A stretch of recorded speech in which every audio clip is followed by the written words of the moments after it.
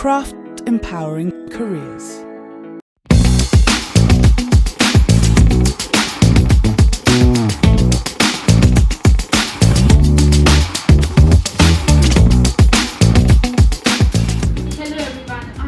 Podcast बहुत special होने वाला है क्योंकि आज हमारे साथ जुड़ने वाले हैं उत्तराखंड के one of the most renowned expert in civil and mechanical CAD software mister Rajnish Rawat and he has experience of 19 plus years in various design softwares and I hope जो हमारी ऑडियंस है जो हमें देख रही है उनको इस पॉडकास्ट से काफ़ी कुछ सीखने को मिलेगा, काफ़ी कुछ वो नया सीखेंगे, समझेंगे और जो भी उनके क्वेरीज या क्वेश्चंस होंगे वो रिजॉल्व होंगे. So please welcome. So welcome sir, how are you? I'm good. तो सर जैसे कि हमारे पास काफ़ी सारे ऑडियंस का क्वेश्चन भी आया था, बहुत से स्टूडेंट्स का भी एक क्वेश्चन है, वो जानना चाहते हैं कि आपने यही फील्ड क्यों चूज़ किया, like what was your journey, आपने कैसे इसको स्टार्ट किया एंड आप इस फील्ड में इतना आगे जा चुके हैं, now you have 19 plus years of experience in this particular field. How was your journey, आपके ups and downs क्या थे, थोड़ा बताइए इसके बारे में. देखिए बात करें अगर तो मेरा जो प्रोफेशनल करियर है वो 2006 में स्टार्ट हुआ था और मेरी जो पहली इंडस्ट्री अगर मैं बात करूं तो वैसे मैं कोर मैकेनिकल सेक्टर से हूं. वैसे जो मेरी इंडस्ट्री पहले जो इंडस्ट्री थी मेरी 2006 में बात करेगा तो मैं औरंगाबाद एक कंपनी है वेरक इंजीनियरिंग प्राइवेट लिमिटेड, उसमें अपॉइंट हुआ था. उसके बाद फिर मैंने कुछ टाइम के बाद उस कंपनी को स्विच किया, अपना TVS ग्रुप को मैंने ऐड किया. TVS ग्रुप में मैंने अराउंड 1.5 साल के आसपास काम किया जिसमें मैं डिज़ाइनिंग में ही था. तो डिज़ाइनिंग में मुझे वहाँ से समझ में आया कि अच्छा डिज़ाइनिंग सॉफ्टवेयर्स भी कुछ चीज़ें होती हैं, वहाँ पर मॉडल्स बनते हैं, ड्राफ्टिंग्स होती हैं, ड्राइंग्स बनती हैं. तो मेरा इंटरेस्ट थोड़ा सा वहाँ से थोड़ा ज़्यादा, मैं डिज़ाइनिंग में पहले से था. उसके बाद फिर मुझे लगा कि मुझे इंडस्ट्री में नहीं, मुझे कुछ ऐसे जगह जाना है, मुझे मल्टीपल सॉफ्टवेयर्स में काम करने को मिले, सिखाने को मिले, सीखने को मिले. तब जाके मैंने फिर अपना अगर बात करें एजुकेशन सेक्टर में मैंने 2008 में मैंने ज्वाइन किया, 8 अक्टूबर के आसपास. तब से फिर मैं सेम फील्ड में हूँ.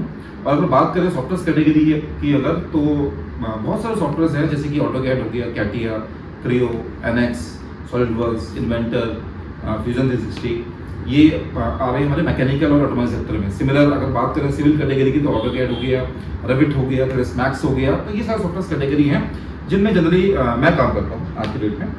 और अगर बात करें प्रोजेक्ट मैनेजमेंट टूल्स की अगर तो उसमें भी मेरा एक्सपर्टाइज है. इसमें अगर हम बात करें तो 2 सॉफ्टवेयर कैटेगरी आती हैं जैसे कि आपका MSP माइक्रोसॉफ्ट प्रोजेक्ट एक सॉफ्टवेयर आता है और एक प्राइमावेरा. प्राइमावेरा मैंने डायरेक्ट ओरेकल जो कंपनी है वहाँ से मैंने सर्टिफाइड किया. That's really great. And इसके अलावा लाइक जैसे आपने सॉफ्टवेयर के नाम लिए, काफ़ी सारे सॉफ्टवेयर के नाम आपने बताया, बहुत से तो शायद मैंने सुने भी नहीं है एंड मे बी जो ऑडियंस हमारी नजर देख रही है उन्होंने भी शायद पहली बार सुने होंगे. तो क्या आप मुझे थोड़ा सा जस्ट या ब्रीफ दे सकते हो कि इनमें होता क्या, उनकी रोल क्या है? देखिए अगर हम बात करें सॉफ्टवेयर कैटेगरी की अगर तो जैसे जो बच्चे जो स्टूडेंट्स सपोज मैकेनिकल से, सिविल से, आर्किटेक्चर से, इंटीरियर से या अगर बात करें आपका कोर जो सेक्टर्स जो होते हैं हमारे, इनसे रिलेटेड मैं बात करूँ अगर तो सबसे पहला एक सॉफ्टवेयर आता है AutoCAD. ये एक स्टूडेंट की नीड है. अगर हम बात करें जितनी भी सॉफ्टवेयर कैटेगरी है ये हमारे स्किल्स कैटेगरी में आती हैं, लेकिन जो AutoCAD है ये आपका स्किल का पार्ट नहीं है. AutoCAD एक इंडस्ट्री की रिक्वायरमेंट है, वो मस्ट है. ये मस्ट क्यों है क्योंकि अगर बात करें हम कॉलेजेस में हम लोग शीट्स पे काम करते हैं. स्टूडेंट्स जो कॉलेज जा रहे हैं, जो डिप्लोमा कर रहे हैं, बीटेक कर रहे हैं, वो लोग शीट्स पे काम करते हैं. मीन्स ड्राइंग का जो भी काम होगा शीट, पेंसिल और स्केल ड्राफ्टर की हेल्प से होना. बट आज की डेट में कोई भी इंडस्ट्री शीट्स वर्क नहीं करती.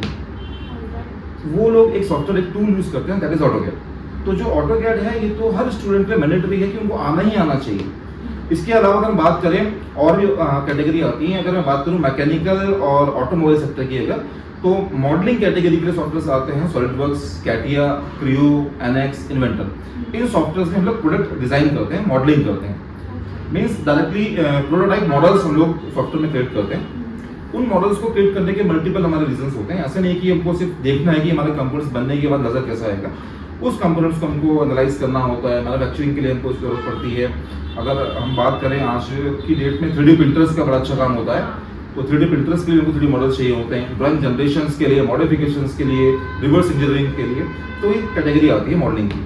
सिमिलर अगर हम बात करें आपका एनालिसिस या एनालाइज करने के लिए तो सेम मैकेनिकल और ऑटोमोबाइल सेक्टर में एक एंसिस एक सॉफ्टवेयर आता है, उसमें काम होता है. और अगर बात करें आपका सिविल कैटेगरी में अगर, तो वहाँ पर ऑटोकैड तो आपका बेसिक टूल हो गया। सिमिलर इसमें अगर बात करें मॉडलिंग कैटेगरी की अगर, तो आपका रेविट हो गया, आपका जेडएस मैक्स हो गया और आपका स्केचअप हो गया, ये 3 कैटेगरी आती हैं। और सेम वे में अगर हम बात करें आपका सर्वे से रिलेटेड अगर, तो उसके लिए सिविल 3D एक सॉफ्टवेयर आता है, उसमें काम होता है। और अगर बात करें एनालिसिस की, मीन्स आपका कोई स्ट्रक्चर है, बिल्डिंग है, ब्रिज है, उसको अगर आपको एनालाइज करना हो तो उसका स्टैट प्रो एक सॉफ्टवेयर आता है, ईटैब एक सॉफ्टवेयर आता है, वो कैटेगरी होती है। तो बेसिकली जितने भी सॉफ्टवेयर हैं ये हम लोग यूज करते हैं अपना डिजाइनिंग फील्ड में। जैसे भी आपने मेरे को बताया कि जो ऑटोकैड है वो एक मस्ट है, जो भी सिविल का स्टूडेंट है उसे आना ही चाहिए, राइट। तो जैसे कोई बच्चा जैसे डिज़ाइनिंग में जाना ही नहीं है, आई थिंक सिविल के अंदर और भी बहुत सारी फील्ड्स होती हैं एक्सेप्ट डिज़ाइनिंग, है ना। तो उसे भी क्या सीखना ज़रूरी है ऑटोकैड? देखिए, अगर मैं बात करूँ सिर्फ सिविल की ही नहीं, अगर हम बात करें मैकेनिकल, सिविल, ऑटोमोबाइल, ये इंडस्ट्रीज हैं, तो इन इंडस्ट्री में अलग अलग डिपार्टमेंट्स होते हैं। जैसे कि अगर बात करूँ आपका मैकेनिकल, ऑटोमोबाइल, इन सेक्टर्स के बारे में बात करें तो यहाँ पर आपको डिपार्टमेंट्स मिलेंगे, प्रोडक्शन, क्वालिटी, मेंटेनेंस, तो ये डिपार्टमेंट्स मतलब डिजाइनिंग में अगर बात करूँ तो R&D और D&D होता है, तो ये डिपार्टमेंट्स आते हैं हमारे। तो बहुत सारे स्टूडेंट्स ने, बल्कि आपसे पहले भी मुझसे कई लोगों ने ये पूछा है कि जब हमको डिजाइनिंग सेक्टर में जाना ही नहीं तो डिजाइनिंग सेक्टर करें क्यों। देखिए, ऐसा नहीं है कि अगर आपको डिजाइनिंग सेक्टर में अगर आपको नहीं जाना है तो आपको सॉफ्टवेयर की रिक्वायरमेंट नहीं है, ऐसा नहीं होता। क्योंकि अगर हम बात करें मैन्युफैक्चरिंग के लिए भी, प्रोडक्शन के लिए भी आपको ड्राइंग्स पढ़नी पड़ेंगी, रीड करनी पड़ेंगी, मॉडल्स वहाँ भी बनेंगे। अगर हम बात करें किसी कंपोनेंट को, सपोज अगर आपकी डिपार्टमेंट आपका सपोज क्वालिटी है, तो क्वालिटी का काम क्या होता है कि जो मैन्युफैक्चरिंग प्रोडक्ट बन रहा है या बनने वाला है उसको टेस्ट करना है, चेक करना है क्या वो ओके है नहीं है, उसके लिए भी आपको ड्राइंग्स पढ़नी पड़ेगी, मॉडल्स बनाने पड़ेंगे।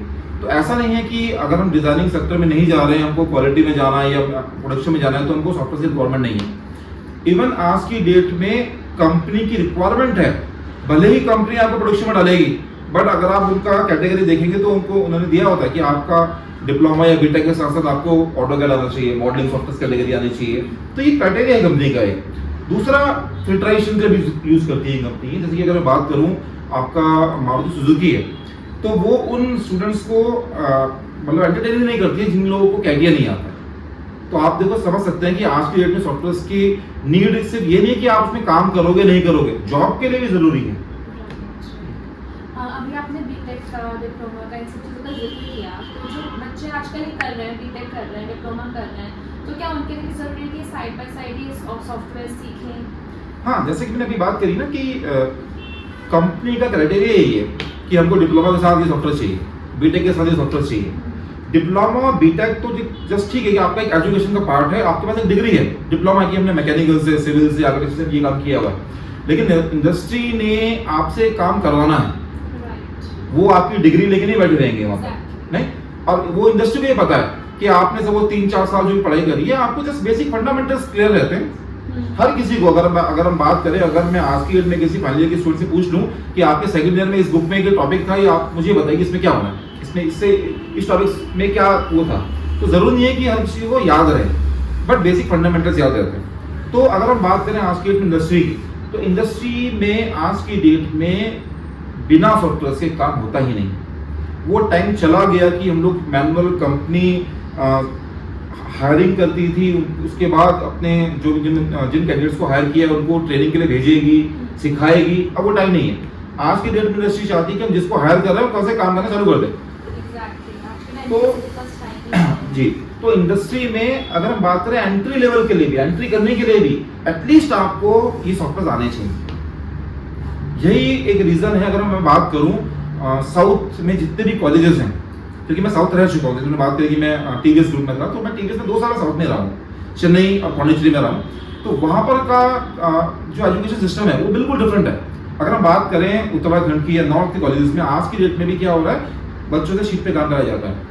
बट अगर मैं बात करूँ साउथ की, अगर तो साउथ में कैटेगरी डिफाइन है कि बच्चों ने सेकंड ईयर में ऑटोकैड करना है, थर्ड ईयर में मॉडल सॉफ्टवेयर करना है, फाइनल ईयर में जाके और सॉफ्टवेयर करना है। तो कॉलेज लेवल पर ही उन लोगों को सॉफ्टवेयर के बारे में नॉलेज हो जाती है, ताकि जब लास्ट फाइनल ईयर में अगर कैंपस आए, कॉलेज में अगर सपोज की इंडस्ट्री आती है, तो बच्चों के पास दोनों चीज़ें हैं, डिग्री भी उनके पास आनी है, आ जाएगी, और उनके पास सॉफ्टवेयर स्किल्स भी हैं।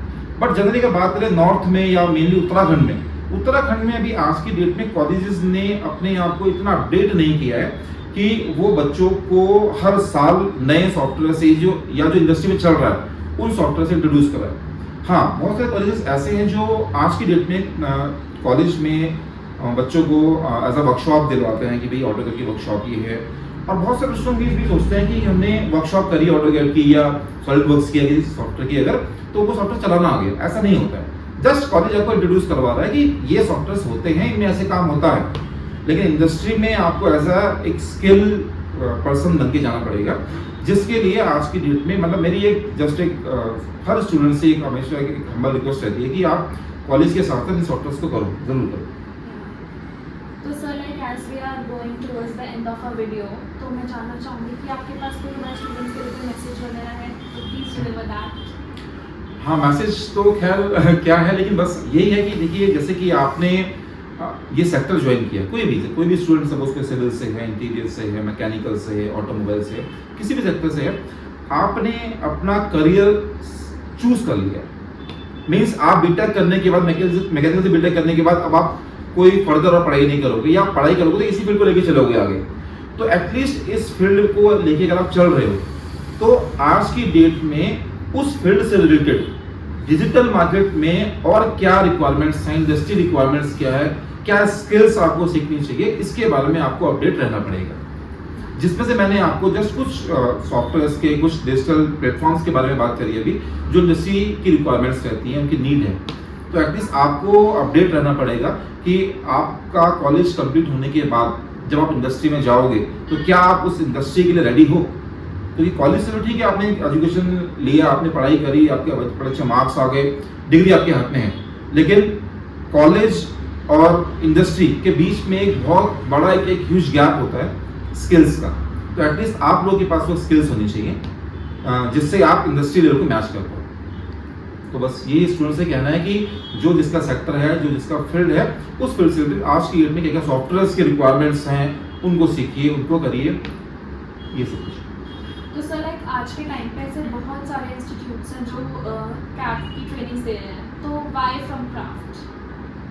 देखिए, अगर मैं बात करूं क्राफ्ट की, अगर या बाकी इंस्टीट्यूट्स की अगर बात करूं अगर मैं, लेकिन जैसे कि अभी आप ही ने खुद बताया अपने व्यूअर्स को कि 19+ इयर्स का एक्सपीरियंस है, तो एक्सपीरियंस कहीं ना कहीं मैटर जरूर करता है। बहुत सारे इंस्टीट्यूट्स ऐसे हैं कि जहाँ पर बिल्कुल फ्रेशर्स बच्चे आए, उन्होंने सिखा रहे हैं, ठीक है। अगर मैं बात करूँ क्राफ्ट की अगर, तो क्राफ्ट एंड परफॉर्मिंग करियर्स में जितने भी फैकल्टीज, जितने भी ट्रेनर्स हैं, सारे के सारे ट्रेनर्स जो हैं वेल क्वालिफाइड हैं। ऐसा नहीं है कि सिविल का हमारा जो ट्रेनर है वो मैकेनिकल वाले स्टूडेंट्स को पढ़ा रहा है, या मैकेनिकल का है वो सिविल को पढ़ा रहा है। अगर मैं अपने बारे में बात करूँ तो मैं तो 19 साल हो गए इन पर्टिकुलर सॉफ्टवेयर में काम करते करते, तो मैं चलता है, मुझे पता है कि सिविल में क्या होना है, मैकेनिकल में क्या होना है। क्योंकि अगर मैं बात करूँ तो हम लोग अपना जो ये सॉफ्टवेयर कैटेगरी है, सिर्फ ऐसे नहीं कि हम लोग इन हाउस ही ट्रेनिंग करवाते हैं। अगर हम बात करें गवर्नमेंट सेक्टर में, आपके जैसे कि आपका TSJC हो गया, आपका पिटकुल हो गया, आपका MES हो गया, आपका ONGC हो गया, तो इन सेक्टर्स में जाकर भी डायरेक्टर लेवल्स के लोगों को हम लोग ट्रेनिंग देते हैं। ये है, तो स्टूडेंट्स को मतलब देखिए खुद समझ में आना चाहिए कि कहाँ से कोर्स। आज की डेट में तो बहुत अच्छा है, हर फोन में इंटरनेट है बच्चों के पास, आप सर्फिंग कर सकते हैं कि भाई ठीक है हमको क्या ट्रेनिंग करनी है, सर्च कीजिए दर्द में कौन सा इंस्टीट्यूट कैसा है, क्या कर रहा है, आप जाइए हर जगह पता कीजिए।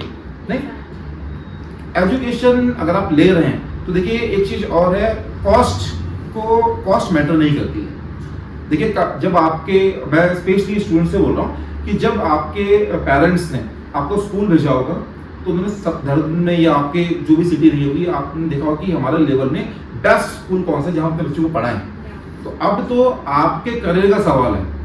अगर आप ये सोचते हो कि भाई ठीक है 2-4-5 हज़ार रुपये कम लेकर मैं किसी इंस्टीट्यूट को ज्वाइन कर लूँ और वहाँ जाकर सीख के आऊँ, तो हो सकता है कि आप इंडस्ट्री मैच ना कर पाओ। देखिए अगर हम बात करें क्राफ्ट एंड परफॉर्मिंग की, देखिएगा तो हम लोग बच्चों को बिल्कुल स्क्रैच टू एडवांस लेवल की ट्रेनिंग देते हैं।